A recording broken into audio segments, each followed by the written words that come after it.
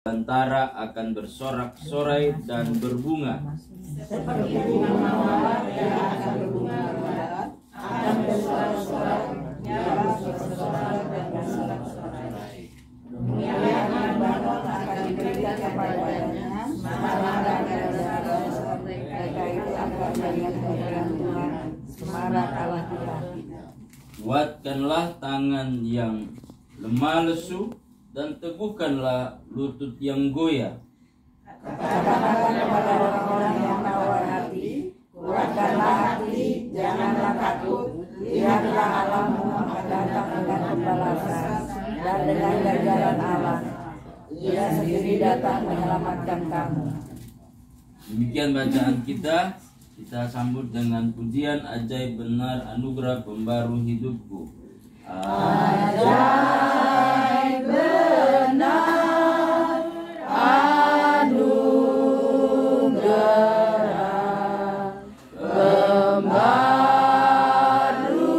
hidupku. Ku hilang tak bercela, olehnya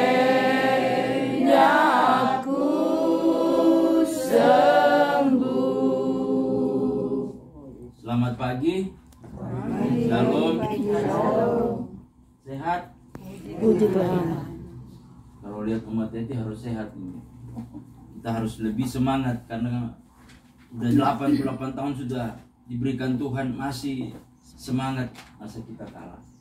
Maka saya bilang tadi tidak bisa dikejar usianya 88, kita masih setengahnya. Karena itu tidak ada kata lain selain bersyukur. Kalau kita diberikan pengharapan atau kalau kita diberikan janji, apa yang kita lakukan?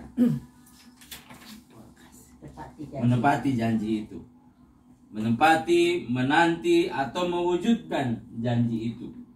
Dan saya percaya bahwa apa yang menjadi perenungan kita hari ini adalah bagian dari Yesaya bagian yang pertama, ketika umat Israel masih bersama-sama hidup di dalam pemeliharaan Tuhan di tanah Kanaan sebelum mengalami pembuangan. Dan karena itu dikuatkanlah mereka,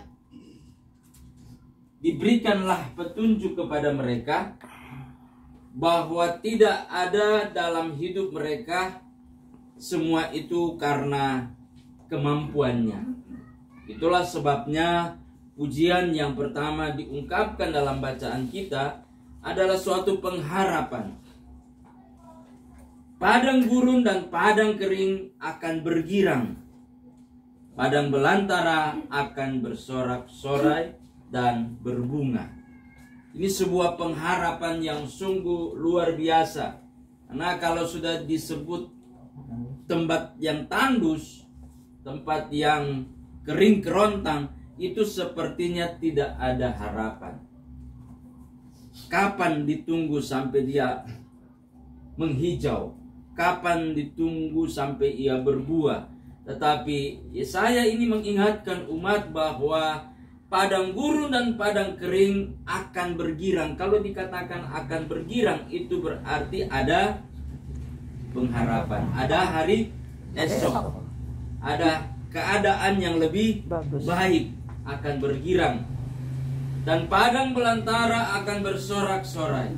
Sebab ketika orang menjalani hidup atau melihat situasi kering kerontang, situasi seperti tanpa harapan, orang akan mengalami yang disebut dengan putus asa, kecewa, ragu-ragu. Tetapi kita melihat bagaimana pemazmur melanjutkan ayatnya yang kedua. Seperti bunga mawar, maksud itu ya, seperti bunga mawar, nah dia akan berbuah lebat. Bukan hanya sekedar berbuah, bukan hanya sekedar berkembang, bukan hanya sekedar berbunga, tetapi berbunga lebat. Itu kalau lebat sudah tumbuh di atas, di bawah, di mana-mana itu lebat. Kalau dia cuma tumbuh di bagian tertentu itu tidak lebat. akan bersorak-sorai, ya bersorak-sorai dan bersorak-sorai. Ada beberapa kata bersorak-sorai di sini diungkapkan. Artinya segala sesuatu itu diungkapkan tidak pernah ada batas waktu. Sudah bersorak-sorai, tetap bersorak-sorai. Kemuliaan Libanon akan diberikan kepadanya. Semara Karmel dan Saron, mereka itu akan melihat kemuliaan Tuhan, semarak Allah kita. 3 tempat disebut di sini bukan hanya sekedar ditulis, tetapi 3 tempat ini menunjukkan tempat-tempat tertentu, tempat-tempat yang dimana juga Allah turut memelihara dan menempatkan umat ini untuk melihat dalam keadaan apapun, di tempat dimanapun, mereka tetap merupakan bagian dari pemeliharaan Tuhan.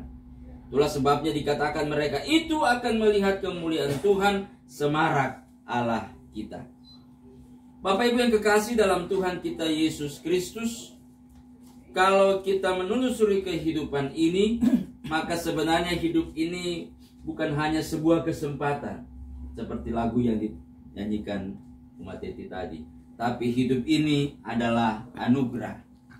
Dan dalam kesempatan itu anugerah dipelihara, anugerah dijaga, anugerah disyukuri. Dan anugerah itulah yang memotivasi kita. Dan saya percaya bahwa sampai ke usia yang 88, Mateti tetap mengatakan bahwa semua karena anugerah Tuhan.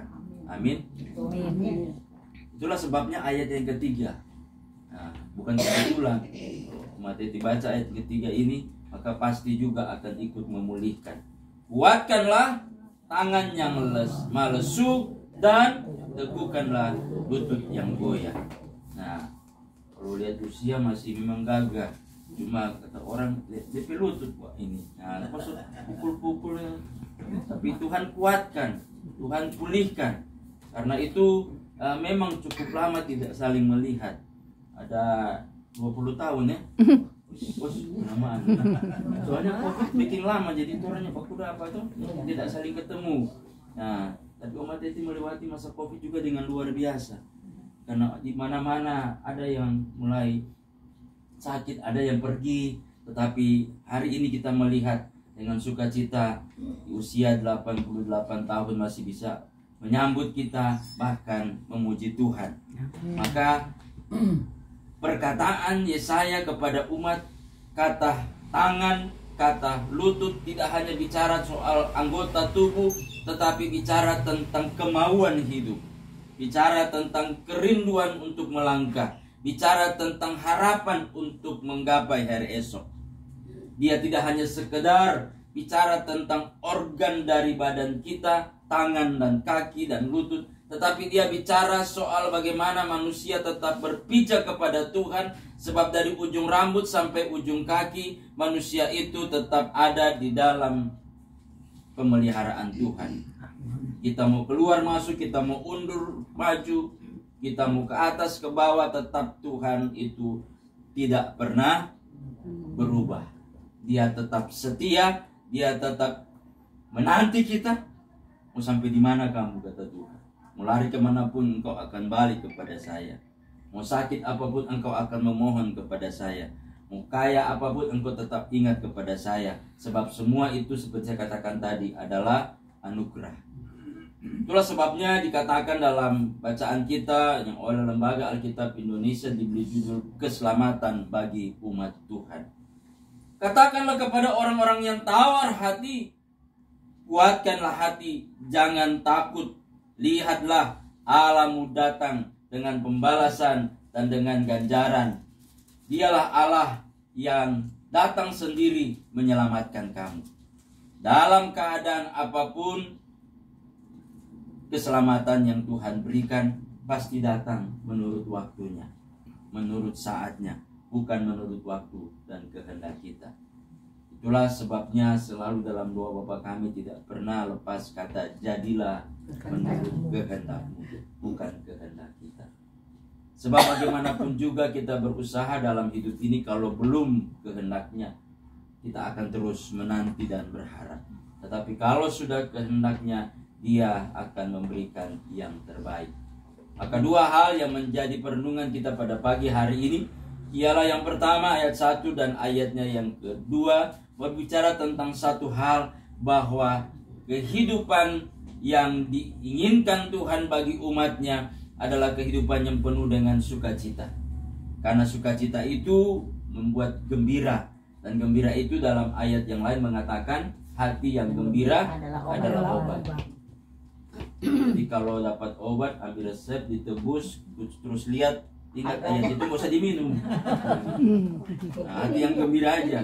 Nah, jadi gembira, loncat dari depan ke belakang, depan situ juga ketawa-ketawa, di pintu ketawa-ketawa. Ini ketawa tiap hari. Ada apa? Begitu hati yang gembira. Artinya ada sukacita yang terungkap dari dalam diri kita. Itu yang pertama. Yang kedua, dari ayat 3 hingga ayatnya yang keempat berbicara tentang satu hal.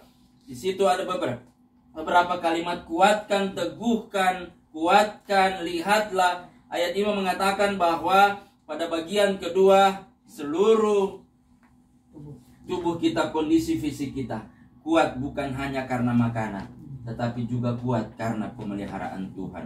Makan sebanyak apapun, tapi udah nggak bisa bangun, mau buat apa lagi? Kuat tetapi nggak bisa makan apa-apa, tinggal lihat-lihat mana ini yang dipantang. Ini pantang, ini pantang, ini pantang. Ya. Dulu kami pernah praktek kasih makanan ke, saya bilang saya lihat dulu Pak Kades, karena di kampung ada yang nggak bisa dimakan. Semua diambil. Kata dia, mana yang dipantang Pak? Yang nggak ada di sini. Dia bilang ya. Berarti yang semua yang bisa dimakan di situ. Kalau orang Jawa bilang, ini jangan, ini jangan, ini jangan. Ya. Nah, artinya bahwa hidup ini kekuatan kita bukan hanya karena makanan itu sendiri, bukan hanya apa yang kita konsumsi, tetapi sukacita menghiasi setiap hari. Dan saya percaya kalau hitung tahun, tinggal 2 tahun lagi 90 tahun. 88, 89, 90 kita datang lagi sini ya. Nah, kita beribadah lagi dengan sukacita. Luar biasa. Jangan. Tuhan yang tahu. Ya, semuanya kita percaya bahwa dengan kekuatan anak cucu dan kita semua sebagai bagian dari persekutuan lansia mendukung dan mendoakan. Amin. Supaya kita juga yang ada hadir hari ini mendapat pelajaran yang berharga dari Om Teti, bahwa hidup itu adalah sebuah anugerah, dan kita juga percaya di usia kita yang akan bertambah, Tuhan tetap menambah berkat dalam kehidupan kita masing-masing. Amin. Maka tetap pelihara keselamatan dari Tuhan, tetap bersukacita, tetap bergembira. Ingat, kekuatan itu adalah pemberian yang tidak dapat kita hitung dengan jari kita, sebab dia diberikan tiap hari, tiap waktu, tiap saat, hari, detik, menit, jam, hari, minggu, bulan, tahun. Itulah Tuhan dengan segala keperkasaannya. Sampai pada waktunya dia akan mengatakan, marilah kepadaku semua yang letih lesu, mari kita berdoa. Tidak ada kekuatan yang lain yang sampai hari ini telah menuntun, menguatkan tangan yang letih lesu, lutut yang goyah, sebagaimana telah Tuhan buktikan dengan pemeliharaan kepada oma orang tua kekasih, sahabat yang tercinta Mateti Kaloke saat ini. Maka biarlah sorak-sorai sukacita tidak akan pernah berakhir, dan kekuatan selalu dianugerahkan. Terpujilah Kristus, sebab Engkau membuktikan pemeliharaan-Mu siang dan malam. Amin. Amin. Kita akan masuk dalam doa syafaat. Kita naikkan